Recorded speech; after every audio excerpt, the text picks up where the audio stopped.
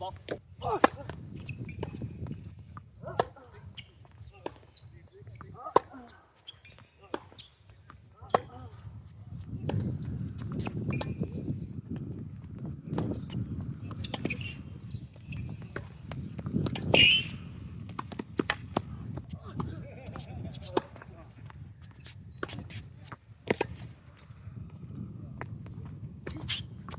Hey guys, how's it going? Welcome back to my channel. As you can see here, my club is tearing down the clay court, so honestly, I thought this would be a pretty cool backdrop, but it probably just looks pretty bad. So let's go to a new spot. All right, much better. So first things first, don't mind this. I know it looks a little crazy right now. It's in an awkward stage. We have one more month before wedding and it'll be okay. Welcome back to part 2 of my first time in Hawaii, where I got to meet local USTA adult league players and more. If you haven't checked out part 1, feel free to click right up here. Or is it? Click up here to check out part 1 if you haven't, just to get up to date. You saw it in the thumbnail and you see it in the title. In today's video, I get to train with the #1 junior from Hawaii. His name is Christopher Sibby Rody. Oftentimes he goes by Sibby, and he's currently a senior and an Elon commit, which is, that's honestly pretty crazy because Elon's a pretty good program, but, you know, maybe it's not going to go so well, but I'm up for a challenge and I'm ready to battle. Before we get to that, I do want to tell you guys a little bit more about this trip and why this was so special to me. If you guys didn't know and you don't follow me on social media, mainly Instagram, this trip to Hawaii was kind of like my birthday trip. Thank you, everybody. Thank you. Thank you. I'm officially 30 years old. Officially 30 years old. And honestly, I feel the same. So another year to be alive. I feel great. I'm very fortunate, but I did want to make an announcement. So recently, a lot more of you have been following me on my Instagram. It's honestly been really cool just to see how many of you actually really want to interact with me. A few of you have asked for racket reviews, or at least just my thoughts on certain rackets. A few of you have asked about my strings. A few of you had just given me tennis questions. The list goes on. And honestly, it's just been very cool to interact with you. And I have really been enjoying it. At least for now, I don't think I'm getting bombarded by too much. So I did want to open up the door to a lot more of you. My Instagram is very open. I post a lot of my day-to-day there. But also, if you want to just reach out, it's much easier for me to respond via Instagram versus YouTube. I'm always happy to help, so I just wanted to let you guys know that. Oh, and I have left timestamps for you guys if you choose to skip just to the match play. There are 2 separate ones. There's a highlight of just me hitting with some of the locals I met last time, Mari and Logan. And then there's the actual match play of me and Sibby towards the end. Hope you guys stick around. Hit that subscribe button if you like what you see. You know what? I think that's enough. Let's get you guys back into Hawaii and then get this video started. To get our day started, my girlfriend and I took a hike up Coco Head Lookout, which, if you didn't know, it's basically just an elliptical, but more held because it's 1,048 steps at the steepest incline. But we made it, and this was the view from the top.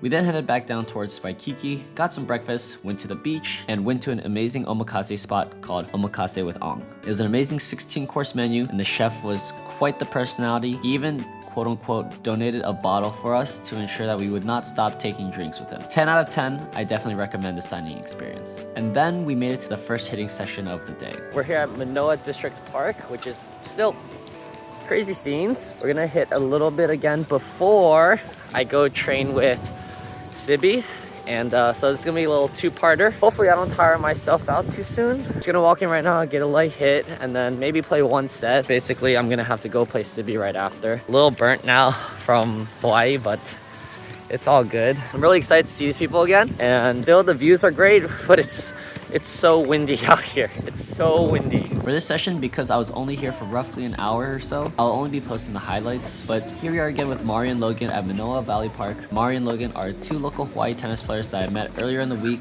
and they graciously invited me out to play one more time before my trip was over.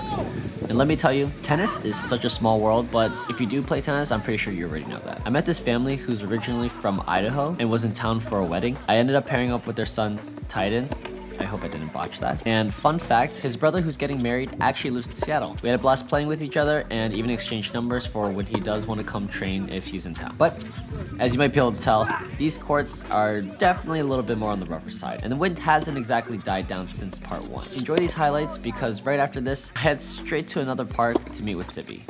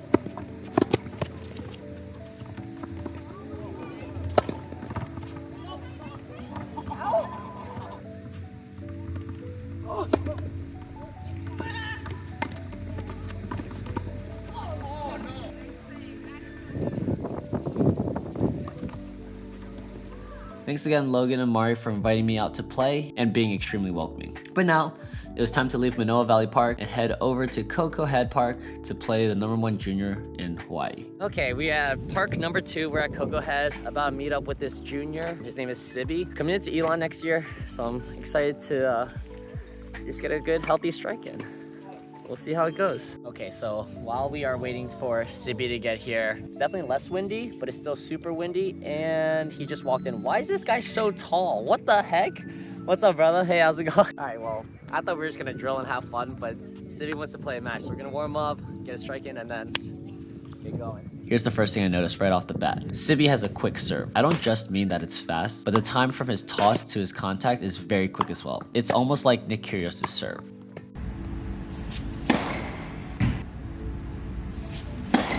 I was also told that he won a gold ball in doubles. If you don't know what that means, basically Sibby was crowned champion for a doubles in a national level junior tournament, where instead of a trophy, you're awarded a gold ball. He was basically the best of the best when it came to doubles in that tournament, and it's definitely a really big deal in the junior scene to have a gold ball. Yeah, let's forget about asking me if I have any. We get into a duel for the very first game. We take turns exchanging blows, and I find out very quick that Sibby has a very strong all-around game. This match was going to be extremely physical, and to be honest, doing the hike and playing right before this was probably not the best idea, but I'm here to battle.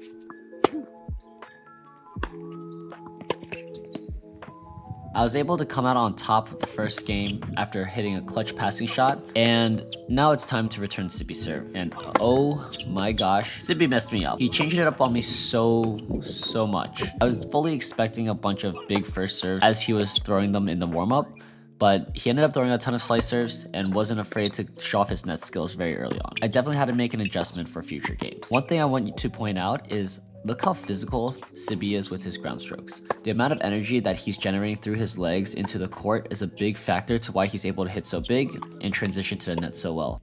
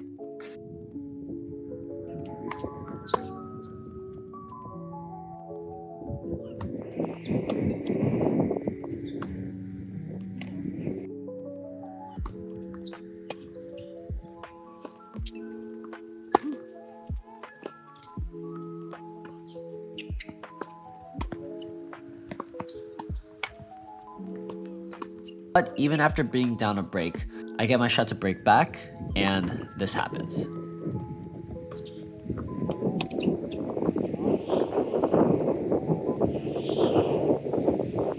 The wind completely took over Sibby's approach. I couldn't adjust to it quick enough, and the ball just completely died in front of me. The good news is, after another great passing shot to set myself up for another break point, this happens. Yep. Sibby just clocks a massive out wide first serve, and I'm thinking it was about 120, and unfortunately the break gets away from me. I'm gonna let the match play out a little bit, but as you're watching this match, that's sort of the theme: missed opportunities. Let that sit in the back of your mind as you're watching this set.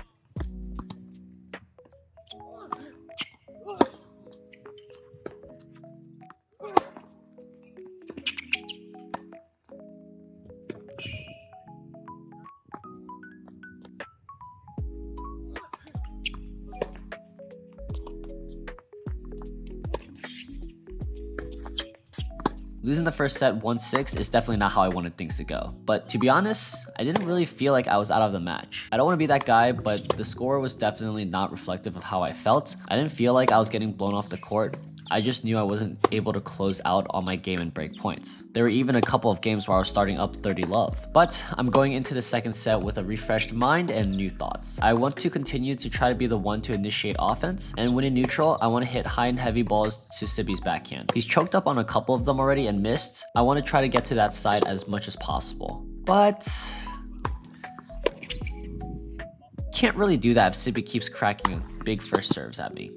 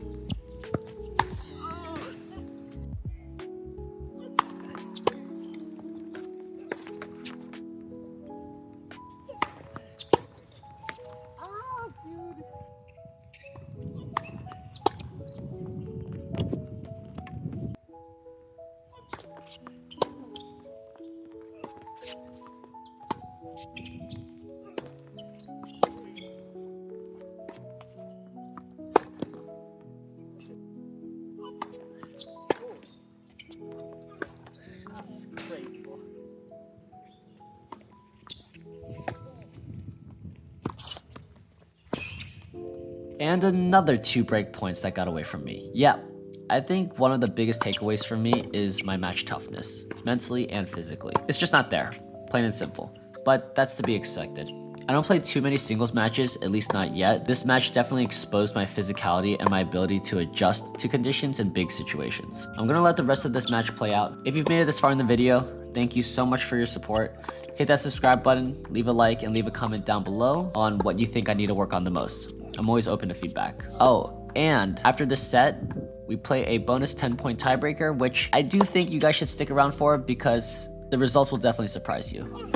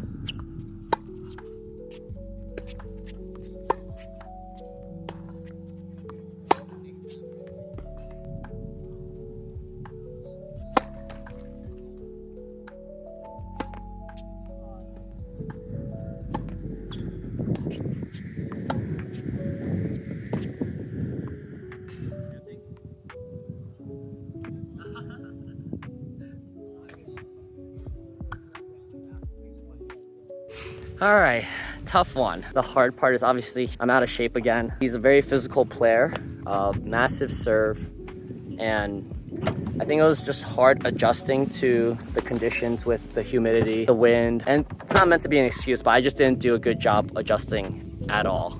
And he just got the better of me during the sets. But I will say that in the breaker, I obviously stepped it up. Overall, it was a really fun time. Had a blast hitting with him. We had a good chat about things he needs to work on and what it's like when he's about to go to college, what to expect and things like that. So really cool. Sibby, it was a pleasure to meet you, man. Keep it up. You're killing it. If you ever see this video, you're killing it, dude. You're a baller. Serve is massive. Keep using it. All right, don't slow down or anything. She definitely deserves the top spot as the top junior here in Hawaii. Yeah, I'm gonna get back to work. I'm gonna get back, start drilling again. I'm gonna hit up Gabe, be like, hey, we need to start doing this. We need to start hitting, we need to start training again, because I wasn't playing bad. It was just every time the main thing was just one ball. And I'm gonna say this, I mentioned this in the commentary, but I was always just a ball too short, a ball too weak, a ball that I'm missing for some reason. Like I said, just not adjusting or being able to move my feet well. But overall, like I said, like very happy with just my experience with playing with people here. Like everyone's super nice, everyone's super homey, everyone's very caring. I can't wait to be back and play here again. I can't wait to be back and just meet more people. Gonna end the video there, gonna end our trip here. Not gonna be playing tomorrow. Thanks for tuning in, guys. If you enjoy this content, like, comment, and subscribe. And yeah, we're just gonna keep rolling. We'll see you in the next one. Peace. Look at all the cats.